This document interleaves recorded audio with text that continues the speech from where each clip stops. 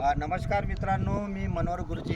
बघा सर, दिवा जर विझला तर तो पुन्हा आपल्याला पेटवता येतो, पण माणूस जर एकदा त्याने विश्वास गमावला की तुम्ही लाख रुपये दिले हो तरी ते विश्वास संपादन करता येत नाही. म्हणून कोणाचाही विश्वासघात करू नका, कारण एकदा तो परिस्थिती जर त्यांनी पाहिली आणि तो मनातून एकदा उतरला, तो कितीही श्रीमंत माणूस असो, कितीही बी गर्भ श्रीमंत असो, कितीही अवाढव्य त्याच्याजवळ संपत्ती असो, त्याचं लोकाला काही घेणं देणं नसते. त्यानं जर तुमची फसवणूक केली तर तो माणूस आयुष्यभर त्या माणसाजवळ जात नाही. मनातून फक्त उतरा हो.